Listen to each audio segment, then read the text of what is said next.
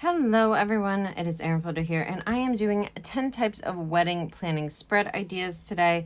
So I have just my general thing, and then I'm going to go over 10 types of spreads that you may want to include if you are doing wedding planning in the next, I don't know, year, 2 years, whenever you come back to this video. And hopefully this is a very helpful video for future brides out there. So we have, one is the wedding budget. So one of the things that I always see in a wedding budget is just kind of a breakdown of costs and expenses. But I wanted to add a couple more ideas into your brain. One of which is make sure that you also budget for your rehearsal dinner. So we have the rehearsal dinner and we have the wedding. And then I also added a section of who is financing this particular venture in your wedding.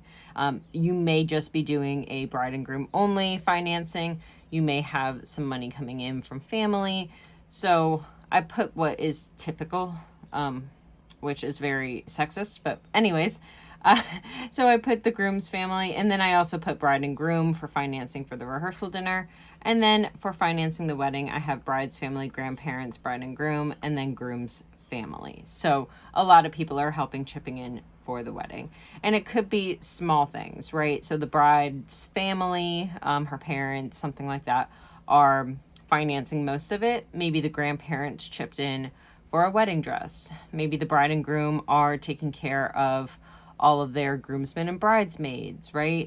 The groom's family is paying for the suits and the DJ or something to that effect, right? There might be multiple financing coming in, and you can also break that down next to it if you want to go ahead and do that.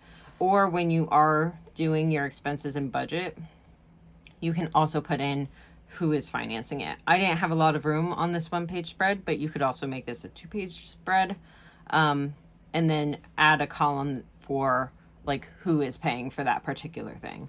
So if the groom's family is paying for the rehearsal venue, and their budget is $500 for the venue, and their actual cost is $150 because you found a great location, you can put groom family, or you can have this color coded and put a dot next to it. That way you can kind of see in your budget, oh, I'm not responsible for that. So part of my budget is, okay, here's stuff other people are financing, and here's stuff that the bride and groom are financing, and that's what I want to track.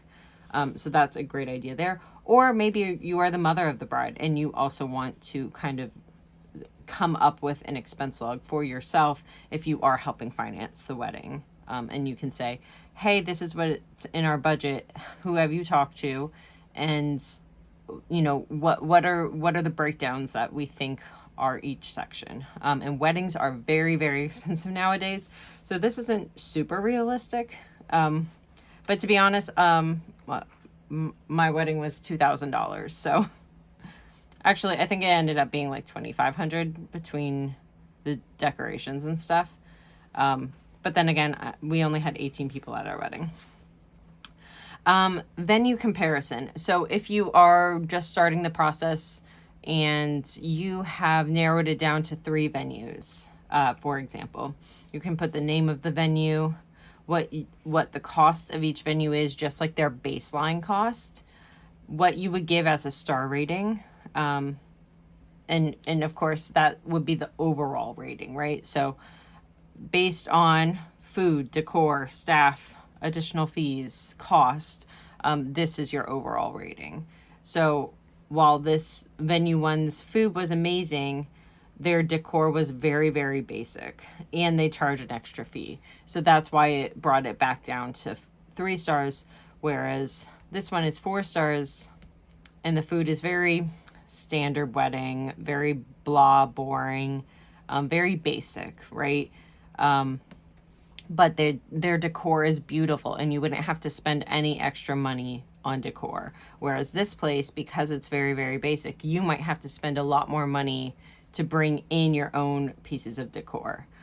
So that's kind of the idea between this venue comparison.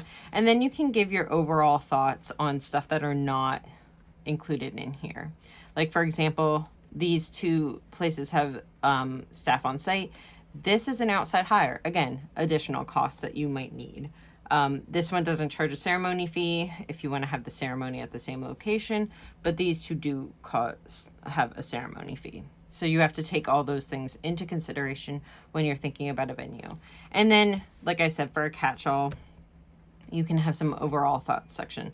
So this price includes a photographer and DJ, but you need to pay for desserts. So anything else additional that you might need to think about, you can have in the overall thoughts section. And you could do this for every venue that you visit. I did a kind of a top 3 that like, oh, I'm stuck between these 3 choices and I need a visual breakdown of the pros and cons in each venue so that I can make the decision on which venue is right for me. You could also include other things like, oh, these have these dates available, which is one of our want dates, but this one doesn't have this particular date, it has this other date. Or this would push our wedding out another year because it doesn't have any availability, but it is the venue I want, it is the food I want, it is everything that I want, but it pushes our wedding out a year. Are we willing to sacrifice that amount of time, or are we going to look at that time as, precious? Because you don't have to get married right away, right? People stay engaged for a long time. The next one is wedding guests and stats. So, like I said, I had a very small wedding. Well, I've had 2 weddings. My second wedding was extremely small. So I came up with this little chart with a key. So I did designs instead of colors because I wanted to keep this nice and purple, but you can also just put a color code in here as well. So you would have, where are the guests coming from? Is it coming from the bride and groom, their friends? Is it coming from the bride's family, the groom's family? Are they co-workers, for example? And so you would put that in this top line and then have the name of the person and their address. Then you can also put if the invite was sent, that's when it's colored in, and what their response is, yes or no. And then stats, how many total guests were invited, how many invitations were sent, when is the RSVP due, and how many people have late RSVPs, because I guarantee you it will happen that you have late RSVPs. And then you can do a final breakdown of how many RSVP'd yes and how many RSVP'd no. So you would have all of these cards for how many guests that you have, and it is always really, really, really helpful. You can also add another one for, oh, did you send a thank you after the wedding was done? So I would almost maybe add a third column saying thank you card, and then it gives you some more room, and then just mark off when you sent it. So those are like little wedding guest like plaques, I guess, and it's always really, really helpful to have the address because I guarantee you will need it more times than you think. The next one is wedding timeline. So this is very standard in wedding planning, having a kind of timeline of, okay, so here's all the things you might need to think about in this time of the year before your wedding. Again, I got married within 2 months, 2.5 months of getting engaged. So I didn't have all of this. It was very, very rushed, but this is like kind of your typical wedding timeline. So a year out, what are you doing? You're booking your venue. If your venue doesn't have catering, then you're also booking your catering. You're figuring out where you want to do your honeymoon, potentially booking it if you have money to put down for that. You're going shopping for your wedding dress. You're picking the style for the groom's suit. You're booking your hair and your makeup. You're designing your wedding invites.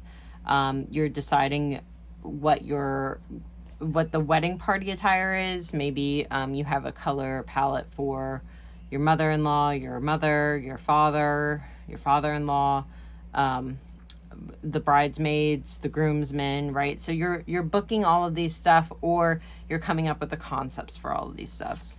And I didn't want to write all of them. So you have like between 9 and 12 months. These are some things you need to do. 6 and 9 months, 3 to 6 months, 1 to 3 months. And then during the last month, what are you doing? You're writing your vows.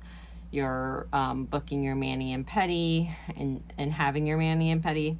You're finalizing your guest list with the caterer. You're obtaining your marriage license. You're having a bridal shower. Having a bachelor party. You're purchasing your guest book. So it's like, okay, come up with all the things that you might need to think about. Some of the things won't be applicable to you, but if you Google wedding timeline, you can find a bunch of principles that you can also size down and paste into your bullet journal. And I think that it would save your hand because that's why I didn't want to write these. And it would be really, really helpful for you, just so that you know that you have all your bases covered. Number 5 is marking down what special moments you want to happen. And this is something that I don't see often in wedding planning planners and videos and things like that. But what are the special moments that you want out of your night? I remember that, like, for me, we had a very basic thing, but this is stuff I'm thinking about because we're planning to do a vow renewal at some point. And what are some things that are really important to me? Well, we've had a lot of family losses, right? So having a moment of silence for those people, having memorial photos. We actually did do this at our small 18-person wedding. We had like a little section for memorial photos. The bride and the groom, they give a thank you speech. What's really special is maybe you want your father to give a toast in addition to the bridesmaid, the maid of honor, and the best man. Maybe you're doing a dog reveal, right? Like at some point during the night, your dogs come out and celebrate with you. Of course, you have like the standard, like the mother-son dance or father-daughter dance, your cake cutting. So what are the moments that you don't want to miss out on? And make sure you mark those down because you need to be able to tell that to the venue constantly. You need to tell that to the photographer, like, hey, these are all of the moments that I want included in my wedding. And make sure you get it, right? Like, you're paying for this. It's very expensive. And these are the moments that are most important to you out of the entire night. So include a special moment section. Number 6 is the songs list. This is just like kind of your highlights, right? So what's the father-daughter dance? What's the mother-son dance? What's the first dance? And then I included a do not play. I am still traumatized from when I worked at a roller skating rink. My first year of college, it was after my first year when I moved home for a summer. And that's when Poker Face came out. And I swear that song was on every 5 seconds. And because like I would work a full shift, but that would be multiple birthday parties, multiple people coming in. And so I still like am harmed physically from Lady Gaga's Poker Face. So I absolutely do not want that played at any point during any wedding ever. But of course, you only have control over your wedding. So if they play that during another wedding, it's what happens. You can also do songs that absolutely must be played on this songs list. And of course, this can be a whole 1-page spread. I was just trying to save room. Number 7 is decor and themes. So to be consistent, you might want to think about, oh, and I never wrote this in. I never wrote in rustic. You might want to think of how to make everything flow and look like it all belongs, right? So for example, your font. Find a font, download a font, pick a font, share that font with everyone, right? So if your venue is doing your dinner, right? Like writing out the menu, share that font with them because then it will all look cohesive. It's kind of the same thing as developing a bullet journal theme, right? You develop the colors, you develop the font, you develop what types of decor you're going to do, what types of signs, I'm going back to the wedding planning part, what types of signs you're going to do, things like that. So make sure you are sharing these things with everyone involved in your wedding planning, right? So the specific colors that you're choosing, find the hex code of those colors and share that with the venue, because like my venue, for example, when I shared with them that, you know, I wanted to do sunflower, and then I was also including some like baby blue and purple into my bouquet, because honestly, we didn't really do well in my centerpieces. I made my centerpieces, so like I kind of gave them all that stuff ahead of time, and they customized the menu for me with what my theme was.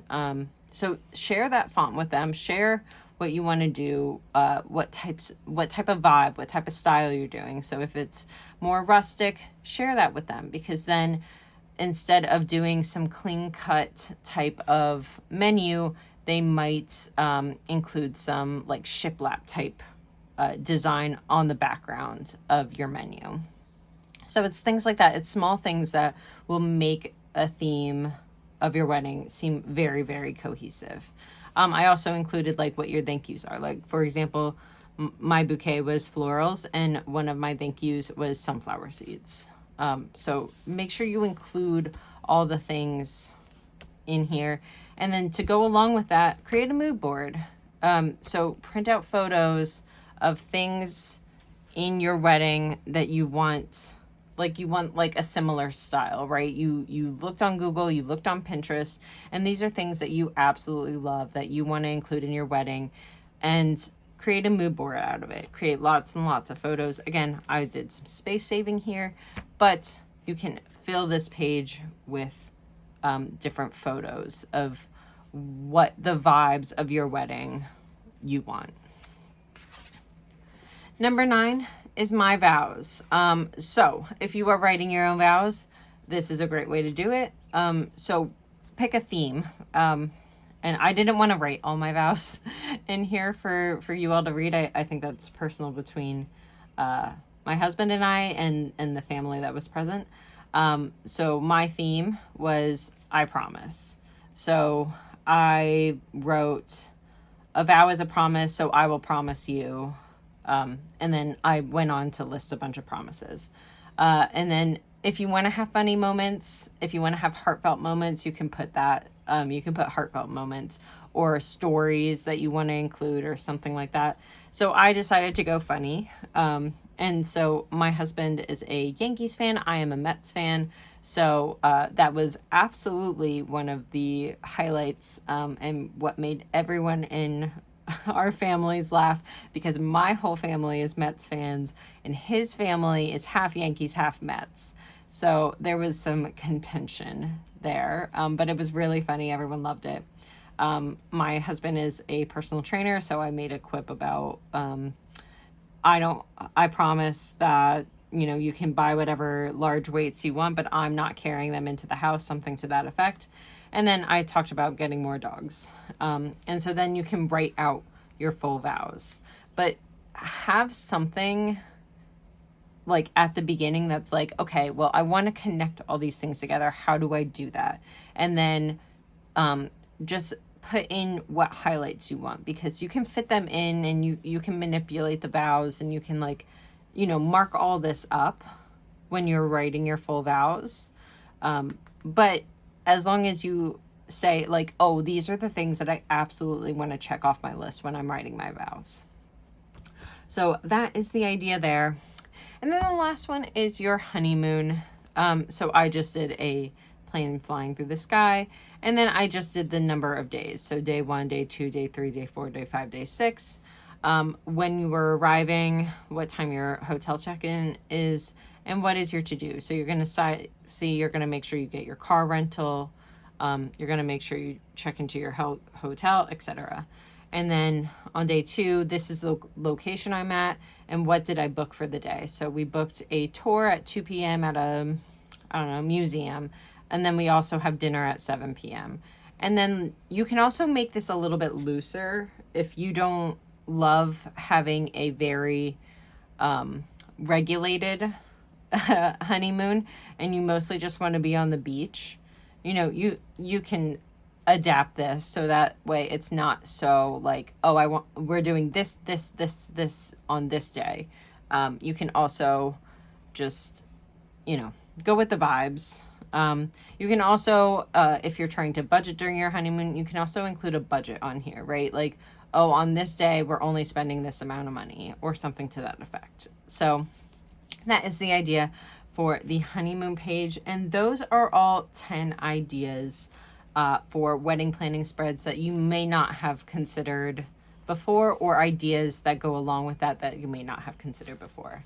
So we have the wedding budget, venue comparison, wedding guests and stats, a timeline, special moments, your songs list, decor and themes, mood board, vows, and honeymoon. So I hope that gave you a lot of ideas. I hope that this video helps you when it comes to your wedding planning process. And I hope you have a very successful wedding, and congratulations on your engagement or your future engagement. If you're watching this thinking that you're going to get engaged at some point, and you just want to have some things in the back of your mind for wedding planning. Or if you are the mother of the groom and you want to have some things in mind to help your son or daughter in their wedding planning process, but don't be too pushy, okay? I'll just just have it in the back of your mind, share things with them, but don't push, okay? So that is the 10 types of wedding planning spread ideas, and I hope this video was helpful. Thank you so much, and I will see you next time. Bye, everyone.